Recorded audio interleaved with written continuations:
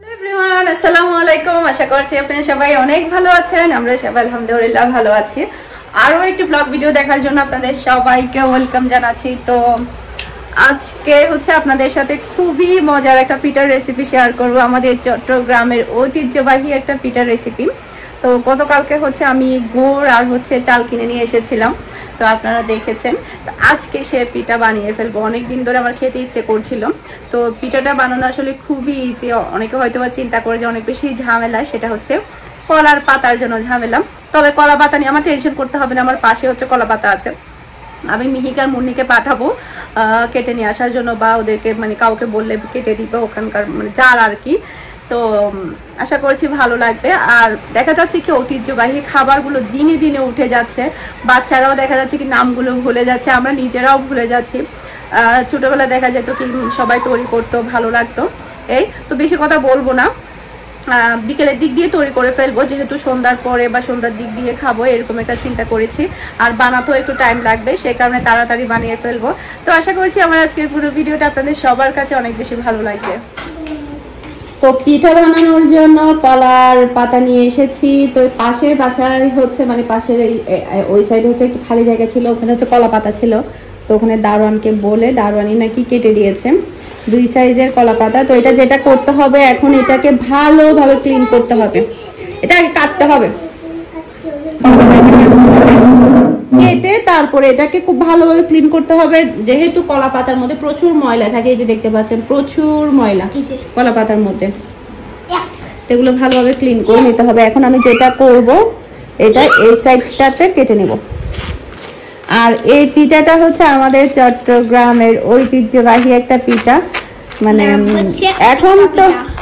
এখন তো এইসব পিঠাগুলো একেবারে বিলীন হয়ে যাচ্ছে। মানুষ ঝামেলার কারণে, কষ্টের কারণে এই পিঠাগুলো এখন বানাই না বললেই চলে। তো আশা করছি আপনাদের কাছে এই পিঠার রেসিপিটা অনেক ভালো লাগবে।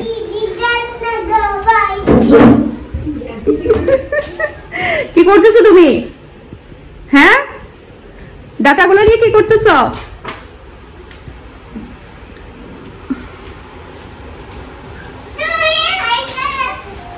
মুনি আপুকে মার দিচ্ছ কেন?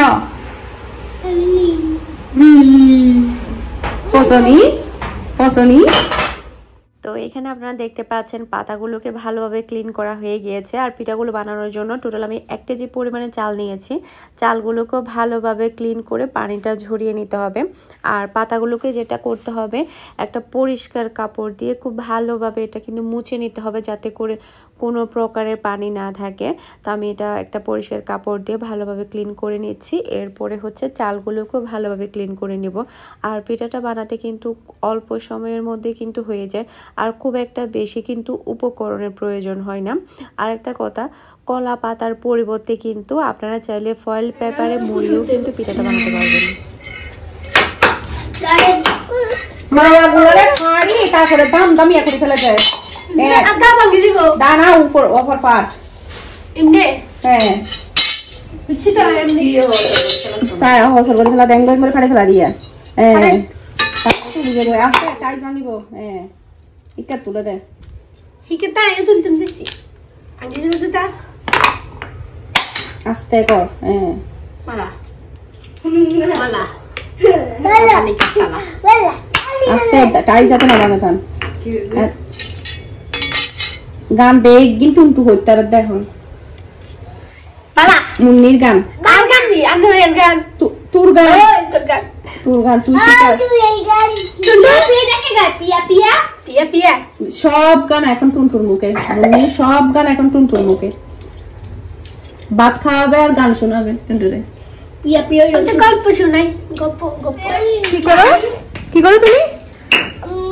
আমি গল্প দিলাই বলা যায়।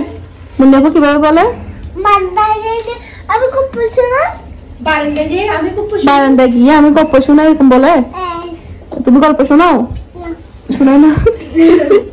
তুমি শোনাও না? তুমি কি করো? শুনবো না বলো যে, তুমি বলো যে আমি শুনবো না। না আমি শুনবো না এরকম বলো, শুনবো না। বলো শুনবো। কিন্তু সব কিছু রেডি করা হয়ে গিয়েছে। এখন আমি পিঠাটা বানানো শুরু করে দিব। পিঠাটা বানানোর জন্য আমি এখানে সাগর কলা নিয়েছি টোটাল 6টা। তো আপনারা চাইলে বাংলা কলা কিংবা চম্পা কলা যেটা বলে, আমাদের চট্টগ্রামে এটাই বলে, অন্যান্য এলাকায় কী বলে জানি না, ওই কলাটাও নিতে পারেন, কোনো সমস্যা নেই। তবে বাংলা কলা বা চম্পা কলা যেটা হোক না কেন ওটা নিলে পরিমাণটা আরেকটু বেশি লাগবে। আর যেহেতু সাগর কলা একটু বেশি বড় সাইজের থাকে, তো 6টাই যদি না হয় তাহলে আমার বাসায় বাংলা কলাও আছে, সেটা আমি অ্যাড করব পরবর্তীতে, মানে দেখে শুনে বুঝে আর কি। তো কলাগুলো একটু পাকা থেকে নিতে হবে, মানে একটু মিষ্টি জাতীয়, মানে কষ টাইপের বা আদা কাঁচা এ টাইপের কলাতে কিন্তু হবে না, একেবারে পাকা কলা নিতে হবে। তো এরপরে হচ্ছে আমি টোটাল এখানে 1 কাপ পরিমাণ চিনি দিয়ে দিচ্ছি। চিনির পরিমাণটা যদি না হয় তাহলে আমি লাস্টে একটু অ্যাড করব, আমি চেক করে নিব।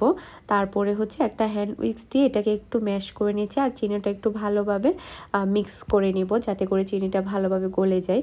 আর আপনারা চাইলে এটা হাত দিয়েও কসলায় নিতে পারবেন, আবার চাইলে কাঁটা চামচ দিয়েও করে নিতে পারবেন, কোনো সমস্যা নেই। সামান্য করে একটু লবণ অ্যাড করে দিলাম। তো অনেকে কিন্তু আবার মিষ্টি জাতীয় খাবার লবণ খেতে পছন্দ করে না, সেক্ষেত্রে লবণটা বাদ দিতে পারেন, আমার কাছে আবার ভালো লাগে। তো এখানে দেখতে পাচ্ছেন কলাটা ম্যাশ করা হয়ে গিয়েছে আর চিনিটাও গলে গিয়েছে। আর কলাটা একেবারে যে পিওর ম্যাশ করে নিতে হবে তা, কলাটা যদি আদা গোটাও যদি রয়ে যায়, মানে কিছু কিছু অংশ, সেক্ষেত্রে কিন্তু দেখতে বা খেতে আরও বেশি ভালো লাগবে পিঠাটা।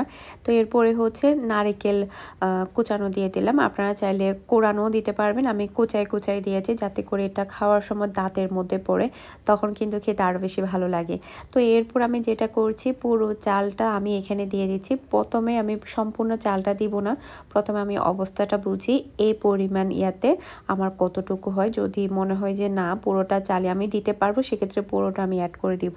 এরপরে হচ্ছে আমি এটাকে মিক্স করে নিচ্ছি। এখানে কিন্তু কোনো প্রকারের পানি অ্যাড করা যাবে না, সম্পূর্ণ পানি ছাড়াই এই পিঠাটা তৈরি করা হয়। আর পিঠাটা তৈরি করার জন্য আমি এখানে নিয়েছি বিনি চাল।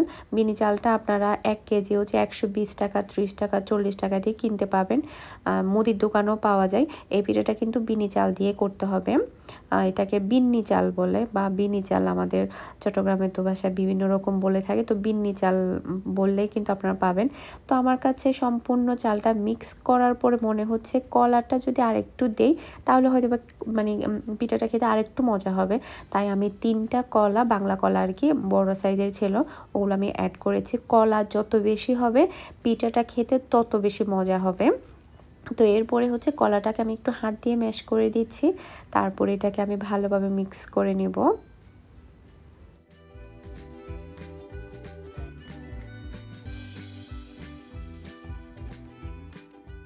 তারপরে হচ্ছে আমি এখানে আরও একটু চিনি অ্যাড করছি। তো চিনির পরিমাণটা আপনাদের টেস্ট অনুযায়ী দিতে পারেন।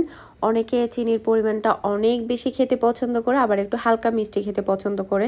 তো আমি যে পরিমাণটা চিনি অ্যাড করেছি সেটা হচ্ছে হালকা মিষ্টি হয়েছে, খুব বেশি মিষ্টি হয়নি, যেহেতু এটা মানে চাল দিয়ে তৈরি করা হচ্ছে। আপনারা চিনির পরিমাণ বেশি খেলে আরও বেশি দিতে পারবেন, মানে 1.5 কাপ বা 2 কাপ দিতে পারেন 1 কেজি চালের জন্য। তো এরপরে হচ্ছে আমি সম্পূর্ণ মিশ্রণটা আমি আবারও মিক্স করে নিয়েছি। এটা আমার পুরোপুরি মিক্স করা হয়ে গিয়েছে। এখন আমি পিঠাগুলো কিভাবে বানাবো সেটা দেখাচ্ছি। তো এখানে হচ্ছে আমি কলার পাতা নিয়ে নিচ্ছি, এরপরে হচ্ছে আমি অল্প করে 1 চামচের মতো আমি ব্যাটার নিয়ে নিলাম। এরপরে এটাকে বটে নিতে হবে, এটা খুবই ইজি। আর আপনারা তো দেখতে পেলেন কি কি দিয়ে বানালাম, এতটাই অল্প উপকরণ দিয়ে এই পিঠাটা বানানো হয়। আর এটা আমি অল্প সময়ের মধ্যে প্রেসার কুকারে বানাবো, প্রেসার কুকার বা ভাপে দুইভাবে বানিয়ে দেখাবো আপনাদেরকে, যেভাবে ইচ্ছে সেভাবে আপনারা বানাতে পারবেন। তবে প্রেসার কুকারে বানালে অনেকটা সময় কম লাগবে, খুব তাড়াতাড়ি হয়েও যাবে।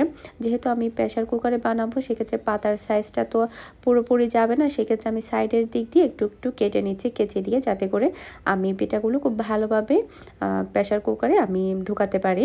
তো এখানে দেখতে পাচ্ছেন। তো এভাবে আমি সবগুলো পিঠা বানিয়ে নিয়েছি। এরপরে হচ্ছে আমি একটা স্ট্যান্ড দিয়েছি, পানিটা খুব একটা বেশি দেওয়া যাবে না, স্ট্যান্ডের গায়ে গায়ে থাকতে হবে। এরপরে হচ্ছে একটা প্লেট দিলাম যাতে করে পিঠার গায়ের মধ্যে মানে কোনো প্রকারে পানিটা না লাগে। এরপরে প্লেটের মধ্যে মানে একটা ঢাকনা আর কি, ছোটো একটা হাঁড়ির ঢাকনা। তো এরপরে আমি পিঠাগুলো দিয়ে দিয়েছি পুরো একটা পাতিলের মধ্যে, আমার যতটুকু আসবে আমি ততটুকু দিয়ে দিব। বাকি পিঠাটা আমি ভাপে তৈরি করব, মানে পাতিলের মধ্যে পানি দিয়ে ঝাঁঝরির মধ্যে দিয়ে তৈরি করব। আমি ওভাবেও আপনাদেরকে দেখাবো। আমি তাই পিঠা খাবো। খাবে পুষা পিঠা। কষা পিঠা খাবে? কষা পিঠা? পুষা পিঠা খাবো। আচ্ছা ঠিক আছে, পুষা পিঠা। ওকে ওকে, আমার মেয়েকে দেবো। চলো চলো চলো। এভাবে দিও না।